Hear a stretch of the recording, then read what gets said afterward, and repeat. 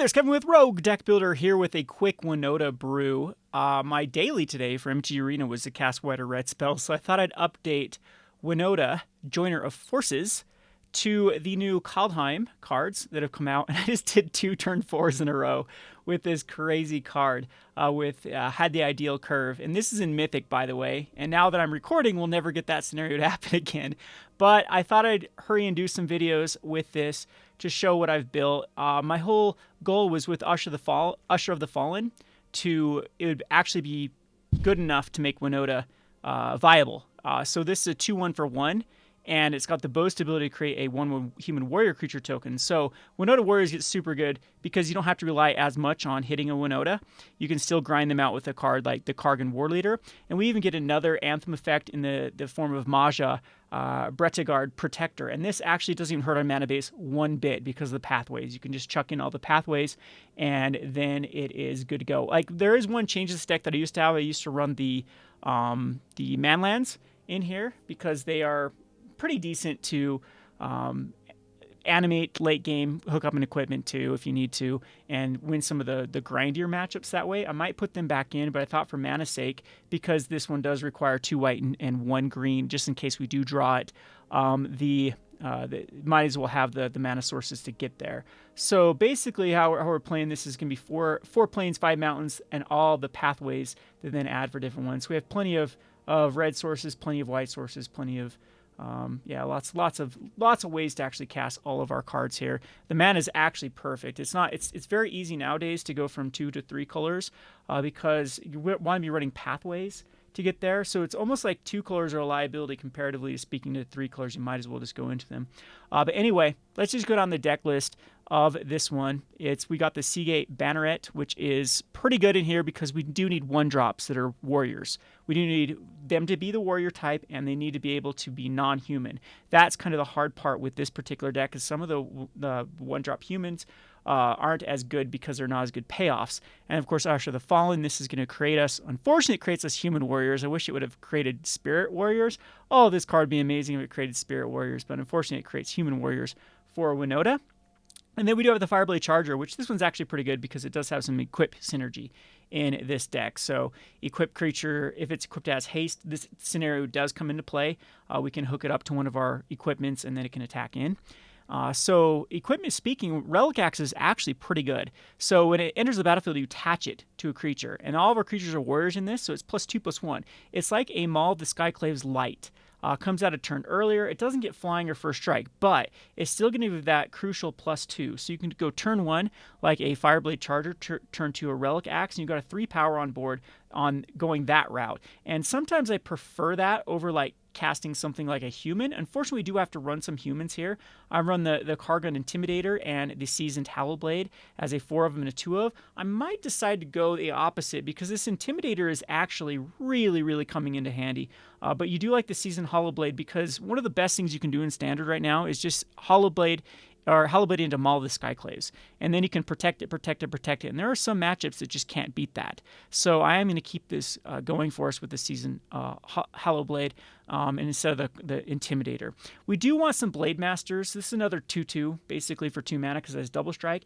And it does have the ability to give all your other equipped warrior creatures double strike, which is pretty good in this deck. And there is one other, the God I do want to run to see the equipment, the one that's either an equipment or a God, to see if it works in this deck. But right now, I've just felt like Relic Axe is slightly better even than giving it +2/+0 in Vigilance and when it dies, draw a card. Because the equip cost is free with the Relic Axe, and that this deck wants to be explosive, it doesn't want to be spending mana into equip. But that's another card that we'll have to check out to see if it works, and maybe go more into this equipment type strategy. Like Winota Knights might be a better way to go there because there's a lot of equipment synergies, but Warriors also do have some pretty decent synergies with equipment. So the new addition from the Kaldheim is going to be Call, the Forge Master. So this is whenever another non-token creature you control dies, if it was enchanted or equipped, return it to its hand, and creature tokens you control that are enchanted or equipped get +1/+1. So creature tokens will get a slight buff. Say there's like an Usher of the Fallen. I'm not sure if this card is good enough, but it is another warrior. It's a 2-mana warrior, and I thought it was worthwhile to try it out this might want to be another core Blade Master. We do want another non-human warrior in this slot, because statistically speaking, our Winota triggers should hit. So we're running 6, 7, 7, 11, 12. So statistically speaking, going through 6 cards with Winota is going to find you one of those cards from the top of your library. Hopefully there's not clusters of cards, but it's on average it's going to find you one here, and that's kind of the right amount you want. So you want to maximize the triggers with Winota, and you want to, of course, maximize the payoffs too with as powerful humans as possible. We're not going to run like the high drop creatures though. Like we could even go even more pathways and put in a one of the king, Kenrith, because Kenrith is kind of cool in the pathways strategies because you have all the colors there. But I mean, it's mana intensive. It's mana a lot of times you don't have. And Kenrith just isn't the payoff in this deck like it could be in some other Winota decks that could actually utilize that mana. We do have one of Haktos the Unscarred. This might actually be, instead of Cold Forge Master, this could be another one because this is a super good card right now. Oftentimes, if it hits the perfect number, you have protection from everything your opponent tries to throw at you. There are many, I've had this versus food, and it had protection from 2, and I believe they didn't have anything that could really block it. Like there was things that they had like an ooze that could go, but they didn't draw an ooze, and it just kept getting in there because everything was like a wicked wolf and a mammoth, and they had the bigger creatures, and this actually got the job done. It was very explosive with the Haktos, and it's one of the bigger things you can do with Winota. The good thing about this too is it does get the buff off the Kargan War Leader because it is a warrior. And then of course, speaking of the last warrior here, I don't think running like Fabled Passages is where we want to be with this particular card. As Fabled Passage is just going to be more of a liability because we don't want to be thinning our deck out with lands. We want to be hitting our land drops, and that's that. We want our 1, 2, 3 always to come into play untapped. We don't want to wait till turn 4 to play Fabled Passage. So all in all, I think this... Oh, I didn't mention the Kiri Fearless Voyager. This is another one I'm kind of testing out. It is a core warrior, and whenever you attack a player with one or more equipped creatures, you draw a card. Unfortunately, if it comes into play... I guess this wouldn't come into play tap attack. It does give you more synergy here with these equipments. So anyway, we could drop the entire equipment strategy, kill the core Blade Masters, go up in Intimidators, go up in like some other warrior. There is an enchantment that creates a human warrior, then an elf warrior that might actually work with this deck, or just, you can find some other warriors. It just seemed like core Blade Master is one of the more powerful warriors in the 2-drop 2. So at that point, you might as well be going equipment. I also thought about putting an Embercleave in this one. It works okay. Embercleave's pretty good. Of course, attaching it to, a big creature at that point. Usually it's like attaching it to something that's already equipped is where it's at, but we have other ways to give double strike and evasion with this particular deck.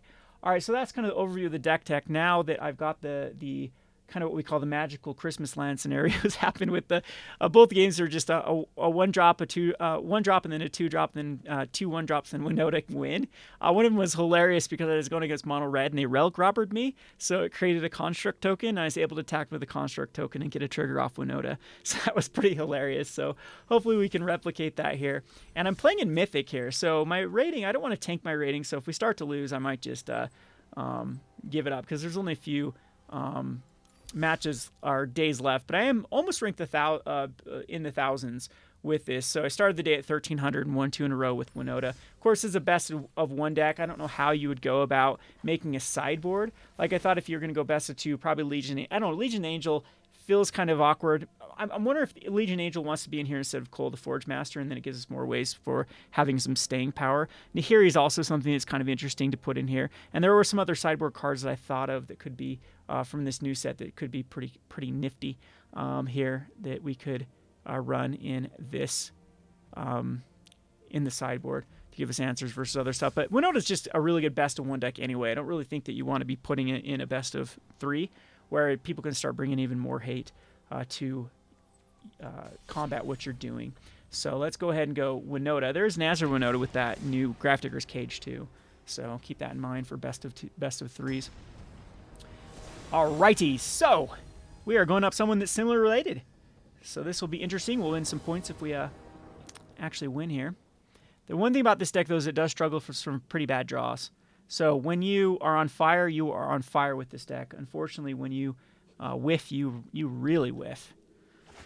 And this is an acceptable hand. It's acceptable. We really, really need to draw into a Winota. If we do, it's going to be a pretty decent hand. Right now we have the 1-drop, 2-drop, Usher into Seasoned Hollowblade. That's a pretty aggressive draw. The Seagate Bannerets are kind of off curve. And we don't have the double white source to cast like 2 of them in a turn. But I think this is keepable. So we do have, stuff going for us. Basically we can cast our entire deck. That was a good draw too. So we go like this, and then we go Usher. I don't like going up against a mountain because of shock, or a Bone Crusher Giant here. But I mean, Seasoned Hollowblade typically does pretty good versus mono red. So much mono red going around in this mythic. That's why I've been able to climb the mythic ladder, because Dimir just eats it up. Dimir just wrecks mono red. It's just like I got so sick of losing to Embercleave. That's why I started spamming Dimir, because Embercleave is a liability versus like a blue-black control deck. Now hopefully our mythic player can decide to take a turn here. One of the things I was hoping for when it got into mythic was they would maybe they value their time when they're up here. But it seems like our opponent is deciding whether Usher of the Fallen is worthwhile. All right, so it's Gruul. So first of all, we're just going to go ahead and attack in. And now this actually gives me I could boast here, but I don't think boast is the right play. It's just going to be a blade. And the blade is going to, we can pitch the protector. We're actually close to casting the protector. We need the white source, another green source, and then we're there. So Gruul isn't going to be rough though. Gruul though you can win. It doesn't have the double mana for the Mammoth. And oh my goodness, we have Mr. Analysis Paralysis. So Shadow Crystal Summoning right here, that's a pretty early one, which is fine. And then I think what we'll do here, the best payoff is just to go 2 of these rather than the War Leader. So there's 1, there's 2, and then we have a huge payoff here with the War Leader next turn. And if we draw a green source too, we have a pretty decent curve here. So it'd be interesting if they target the Hollowblade. If I would go for... Okay, that was like the worst card we could have come across. Yeah, that sucks. So Questing Beast, the Vigilance on Questing Beast is going to be rough. But I mean, we can get around it with a green source here. Fireblade Charger is okay. We can actually cast it too. So if we hit a Winota, we are just going to be golden. So we'll go the War Leader here. And the Charger. And I think we still attack. Yeah, I don't want to be flat-footed.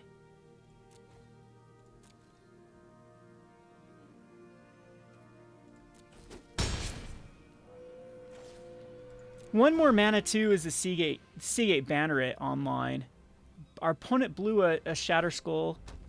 They have 5 mana, a Henge. So we have to race this Henge now.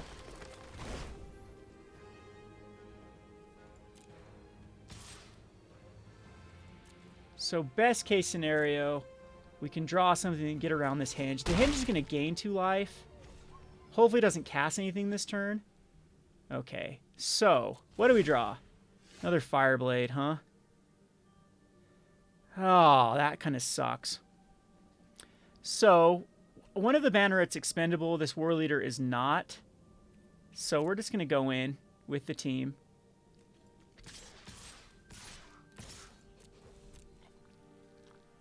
It kills a Banneret, unfortunately.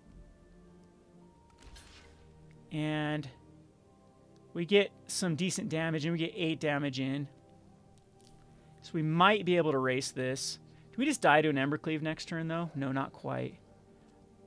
So we get in for 4, 8. Opponent gets to gain 2 life, then they get a gain 2 life again. So that was pretty unfortunate drawing that. Just another Charger. But we have a lot of outs here. So like any Winota is an out. Any another like War Leader is an out. A Charger is an out. Not a Charger. The one that makes them cowards is an out. there are quite a few outs that we can still draw. A green source is an out.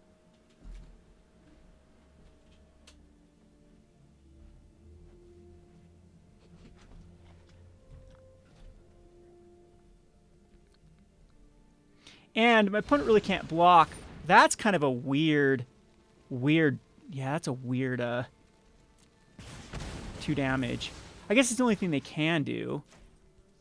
So that negates the Great Henge. Oh boy, though, that Bone Crusher is going to have, and 2 mana left over with, can we get enough through? Which I don't think we can. Had to be anything but a Questing Beast. And a Brush Fire. Well, interesting if opponent will not attack with the Brush Fire, but that kind of puts us back even more. But come on, Winota off the top. We can now hold back our Seasoned Hollow Blade. Oh, they might attack in with the Brush Fire Elemental. That'll be suicide, though, if they do. So we will pass, no blocks. We're down to an 8. And this is really the pivotal turn. We have some outs, we have some outs. We have some outs! So, I think that does it. We're going to go ahead and attack in. Is that enough? I believe so. So, block, block, block. Maybe it's not enough. Block, but my opponent has to lose everything. Block there. Yeah, I think it's worthwhile.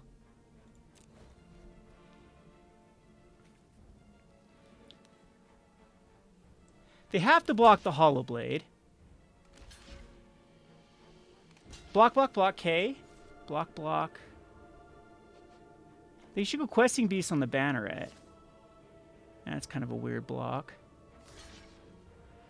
Want to keep the Bone Crusher alive? Okay, that's fine.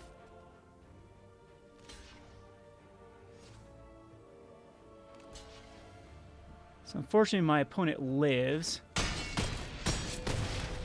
Possibly I could have waited one more turn. So I just die to an Embercleave here if the opponent has an Embercleave. Yeah, I probably shouldn't attack there. It was close, though. Probably should have waited one more turn. Oh, there's a Questing Beast. So now I have to block on the Bone Crusher Giant. So that's why the Questing Beast was okay. And then we go here. Block. And Embercleave coming down anyway. Opponent just had the nuts there. That's the problem with Gruul. Like, we had a pretty good draw, but Gruul is just... everything they do is better than what you do. I mean, good luck trying to find 4 3s for 3 mana and 4/4 Death Touch Vigilance hasters for 4 mana and 6 mana Double Strike on your already beefy buff thing and getting a Great Henge out on turn 5. Like, Gruul is just such cheese. That's why I still... like, Dimir does really well against Gruul. It is something that can go toe-to-toe with it. But it's even not that... like, even a very tuned Dimir deck versus Gruul isn't like a guarantee. They can still get some draws that just outpace you. And the issue, though, is if you play like any sort of aggro or mid-range deck, you're just going to get beat up by Gruul. Because it's going to not only aggro better than you, but it's going to mid-range better than you. And it's going to then have that... they go over the top of you and outrush you. It's just... like, yeah, I get it. It's not unbeatable. Like, Embercleave and Great Henge are not unbeatable. But they are pushing out so many strategies that could be viable in Standard right now that I think it's unhealthy for the meta. Alrighty, so here's a decent one again. We get the Usher. Unfortunately, we don't get to see a Winota. We have a double red source, which we might want. I mean, what do we want more?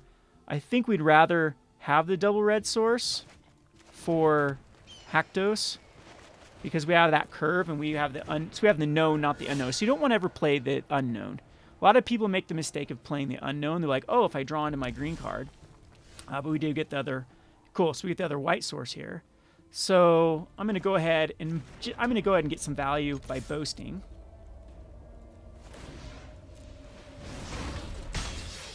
And then the Fireblade Charger can come out. Because if I did a Winota, I would definitely go for the Fireblade. But I think we want to spend our mana correctly.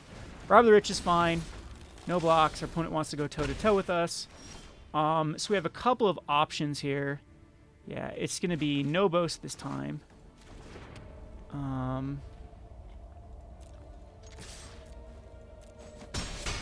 and then go Fireblade Charger and Intimidator. So mono red, we have to worry about like a Bone Crusher Giant here. We could go Haktos next turn, or we could go War Leader. So Intimidator of my opponent's only, and they're just going to pass the turn. So Haktos is kind of a liability. I think it is just War Leader. There's a couple other things I could do here. I could just go Boast, but I think we want to be aggressive. Is Haktos more aggressive? No, I think it's just War Leader.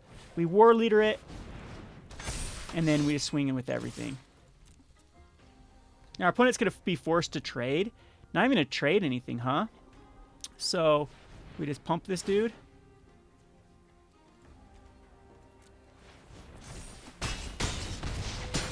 Now opponent has to decide if they can kill me in one turn at 18 life, and I don't think they can. So opponent just had kind of a bad draw, got stuck on the 2, and just scooped it up. So we get our points back, hopefully. What are we back down to? 1175, so we didn't quite get our points back. But I want to see a Winota. Of course, the curse of actually recording is now we're not going to see that turn 4 Winota that I've been bragging about all day. So here we go. Come on. Yeah, but we haven't seen like a good explosive equipment draw either. That one's pretty fun with the double striker. You just throw out a turn 1 2-1 and then a turn 2 double striker, then turn 3 maul on your 2-1, and you're swinging in for. I did that versus rogues. That's how I was able to turn 4. Is it got in for a ton of damage on that turn 3, so I was able to do 8 damage on turn 3, and then Winota came out the next turn and triggered twice and killed. So we do have the Winota. Unfortunately, we don't have a white source, which sucks. So we have all red. So this is why it's gonna. And also these, it's all humans, so it's kind of a weird draw. This one's a little bit better. I think we put the Seasoned Hollow Blade or the Coal Forge Master. Like this one's awkward. I think actually the Forge Master is the weak link here. But it's more explosive. I'm going to keep 6. I'm going to throw the Forge Master. So we need a lot going for us here. We do have that 1-2 drop. We're going as Yorion, which can be a tricky... Failed Passage is good, though. First turn. So let's go here. And then get in for... 2, and then we have the Hollow Blade. They're going to crack the Fabled Passage. But yeah, we did not hit a land drop. If we hit a land drop next turn, we're going to be in great shape with the War Leader. We have to race out an Extinction Event. Also, depending on the Yorion version, there could be some tricky cards for us to beat. That's actually okay. It gives us action.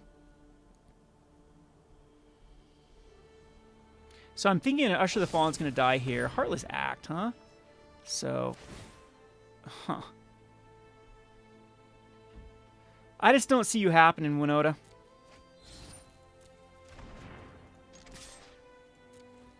Now, do I want to use... Nope, we need to go for it here. We need to play... I know Extinction Event's a thing, but we need to go for it. Because we were missing the land drop. That's why I think Winota's the better. If we get the War Leader out this turn, though, we are in great shape. Crawling Barrens. We'll let the Elspeth Nightmare, huh? Elspeth Nightmare on an Usher. Okay, okay. It's not the worst thing in the world. We need a land off the top. That is not a land off the top, but it's something that can hit. Don't want value, because now Extinction Event is a thing. I think I'm going to go for value. Because we can throw the Intimidator away. Extinction Event is... Now there's 2 and 1, though. So they'd have to make a choice with the Extinction Event. Another Fabled Passage. The most worrisome thing would be an Omen. To create the 2/1/1s. But it doesn't look like it's that version. It just looks like it's good old blue-black. So Extinction wouldn't be the worst thing. And then nothing by my opponent. Unfortunately, We still don't get a... So eliminate, and we will... I'm still going to drop the... I'm going to drop the Intimidator this time. Because we got to play around those...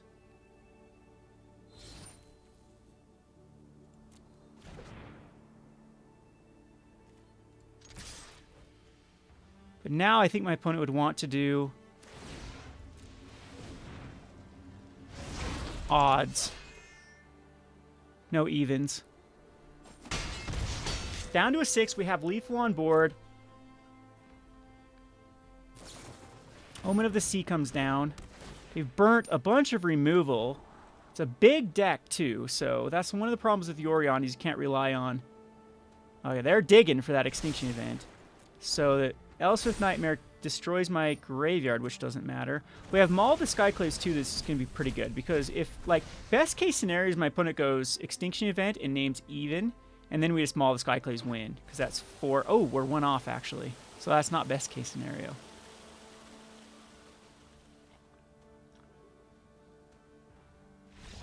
Oh, they're just going to scoop it up, though. We're too fast for the Yorion. All right, so now we're 1053. We're going to go until we see a damn Winota draw. That's going to get 2 in a row. And then I decide to cue it up, and this is what happens, huh? This is what happens. The curse of recording.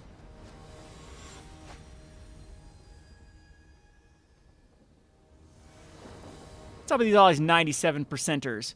Give me some actually... Oof. Should we risk it? I think it's actually playable.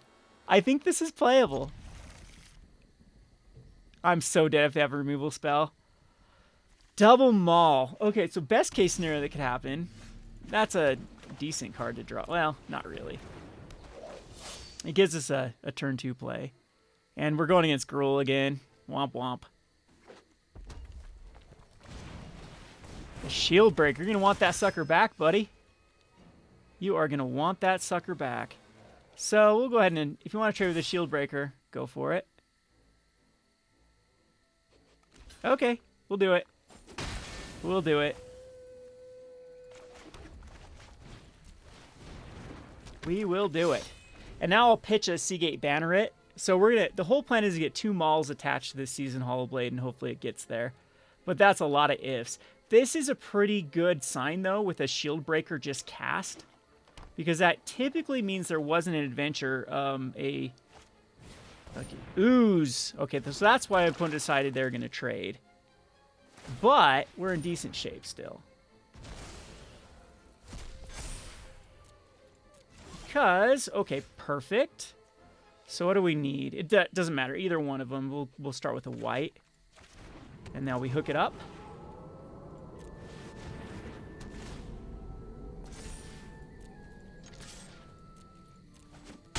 And the race is on. And then next turn, I have to decide if Haktos is better than putting another Maul. We'll have to math it. So, because we're doing 5-5, I think Haktos is better because it puts it 11, and the Maul can actually... The Maul might be able to go on Haktos. Okay, so my opponent looks like they're going to race. So land comes out. Exile the shield. Exile the Shield Breaker. Down to a 14 versus 16. Hopefully no other 2-drop comes down. So Edgewall Innkeeper, it's fine. So now we have to decide what is more important. We could go a Seagate Banneret and another Maul of Skyclaves, and the Seagate can give us a little bit of a... No, I think the right play is just to throw out Haktos and see where it...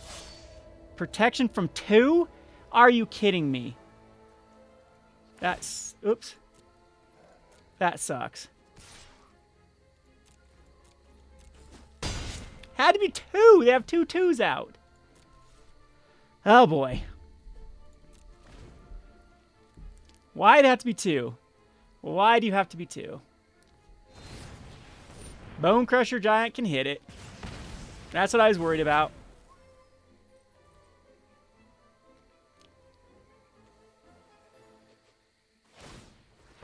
Yeah, but the Scavenging Ooze is going to be very, very rough. Decides to do that, though. We are down to an 8. So, we'll go Maul. Puts it at 7. And I'm going to keep this in my hand so I have a card to pitch. And let's see if this can get the job done. My opponent can gain 2 life if I block the Seagate Banneret. Okay, is it enough? They have to drop a land here. Didn't have a land last turn. Okay, Royal Eruption does it. Womp womp. So, could have kept the Seasoned Hollowblade back as a blocker, but yeah, it was kind of another weak one, another weak draw. They had the answers for it. That was just super unfortunate that it had to name 2. So it could have named 1, 3, or 4, and we would have been fine. We would have had a blocker for that turn, and then they wouldn't have had an answer for the Haktos. So, I don't know, possibly we could have gone the other route. I thought Racing is probably going to get the job done, but it wasn't quite enough. Yeah, I wonder if I should have done this another Skyclave. Because then we would have hit with 7, and I still think we would have been off. Okay, so, once again, we do not have Winota. That card is cursed. So the red decks can have Embercleave every game, but we can't get our Winota. So this could be Rogue, this could be Cycling. Let's hope for Cycling, because I think it will be a nice fast. So we'll start off with the Charger. It's giving us Bannerets every game, too, and this is our kind of weak card. Wish it was just... I wish it was if it was a 2-1. The 1-2, though, makes it rough. So it looks like this is going to be Rogues, which is fine. Want to trade? Does not want to trade. All right. Flash out your Rogue.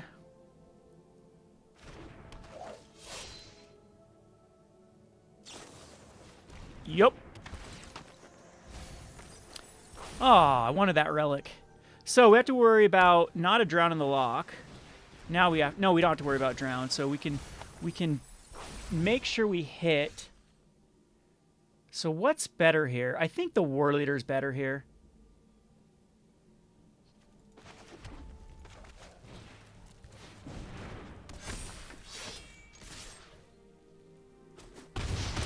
Down to a 15. Needs to get enough lands in enough stuff in my graveyard. This is another thing. What I put in the sideboard versus Rogues would be a Phoenix.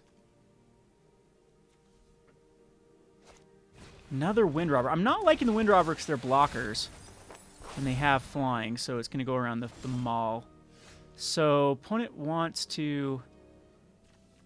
Okay, so we could run into a Drowned Lock here. So which one would I prefer?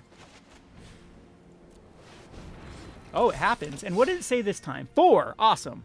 So not going to attack in with our War Leader. It could get drowned, but it's still... So if this dies to here...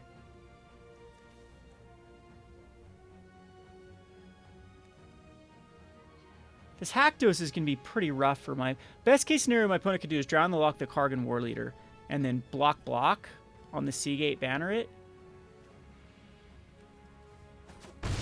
Okay, that's the best case scenario for us is nothing happened. So, Lurrus is still a few turns away.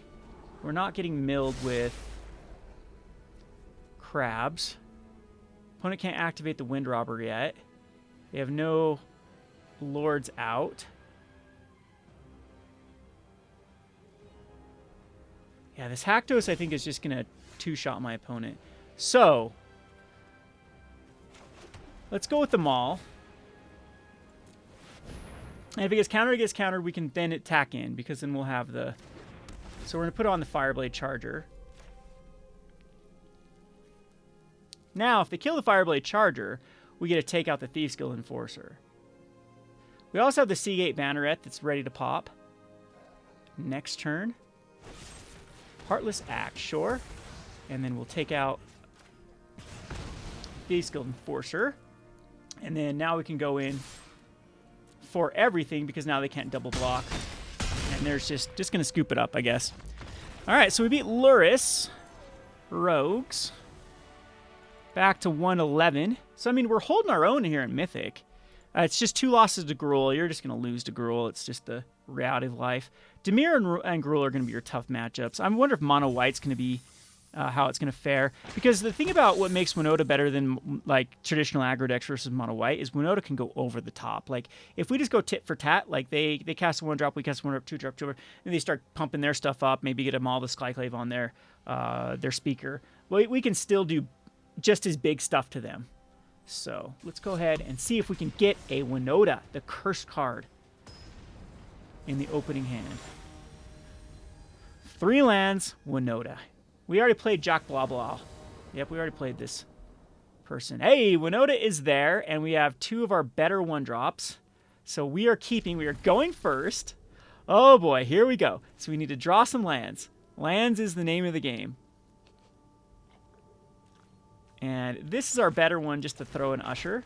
Double Usher. So what's the correct play? Another Usher or just go Sky Relic and then call it good? So this was Mono Red, right? Wasn't Jack Blah Blah not Mono Red when we just played against him? Ah, it's a Gruul deck, huh? All right, so this changes my tone here. We're going to go ahead and attack in rather than go the Relic. And we're going to go Usher and Fireblade. And we are going to draw a land next turn. It is going to happen. It is a land, and it's going to get a Maul of the Skyclave on the Fireblade Charger, and all will be well. All will be well. Opponent's just going to run a tap land here, then Fabled Passage, crack it. That's all they're going to do.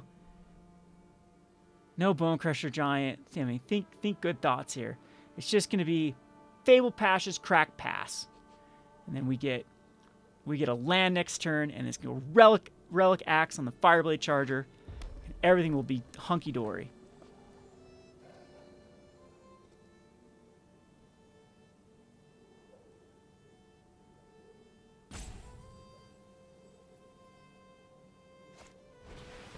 That also works. I don't care about that. We're going to keep it back. We have a Crawl Forge Master, huh? So, my opponent probably would trade with one of these, which I think is fine. I think we just go as planned. Here. Here. I'm going to block one of the Ushers. But I'm okay with that. I'm okay with that. Because Brushfire Elemental is pretty powerful. With like a Fabled Passage. Makes it a 5/5. Yeah. We have double the Usher. A 1-drop just traded for a 2-drop. Opponent's down to 13. We have a Forge Master next turn. Or a Maul of the Skyclaves. Either one is pretty good. Like Bone Crusher Giant on my Fireblade Charger with a Relic Axe does 3 damage. It's another Mountain again, so it might be Shatter Skull Summonings on the Usher. And then we'll be in decent shape. Good news is we don't have a lot of dead draws. We have a lot of 2-drops we can cast. A Maul is a dead draw. Aww. That actually sucks. That was probably one of the better draws my opponent could have had. Doesn't cast anything. Okay, that was a dead draw.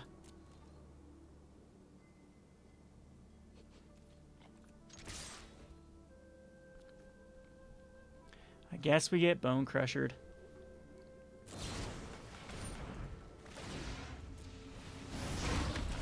We get a 1/1 back, though. I mean, there's a silver lining. We can still win this game. Probably not. We drew the... I wanted Winotas, so it's my own fault. So this Jackal Boss farming me right now. Lovestruck Beast. Cast the Lovestruck Beast. Yep. So we're still okay with it with land. Land does work. We go Maul. Maul goes on the Fireblade Charger. Fireblade Charger gets in for 3. Down to a 9. Unfortunately, I think like what's going to come down is going to be the Great Henge. They always have it every time. It's a 2 of in the deck, but Great Henge is coming down. They have another Shield Breaker. We're 1 away from a Winota. Winota's not the most powerful card here. Call next turn will be kind of cool because of the Fireblade Charger. We can at least get a draw off of it, and then re-equipping over is something that can work too.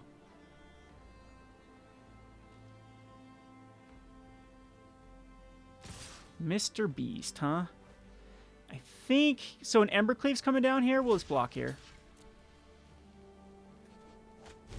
Okay, so at least the Embercleave's going to be stuck on the Lovestruck. Oh, going to go there. So Lovestruck Beast can attack next turn then.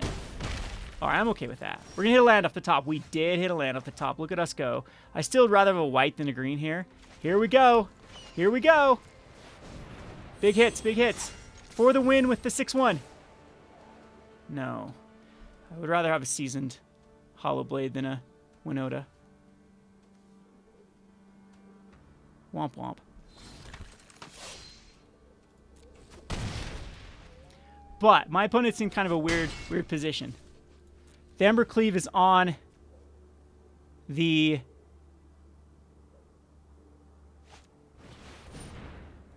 okay, that's fine. That's fine.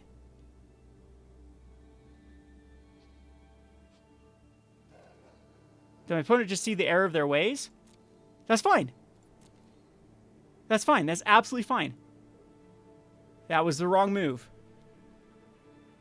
Can't attack with Lovestruck Beast. I was thinking they were going to move it over attack, and then I'd be forced to block the Lovestruck Beast because I'm at...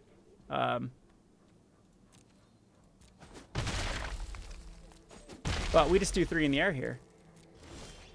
Ta-da! So we just go... Hey, let's go. Let's just do this guy too. Let's flex here. Let's flex.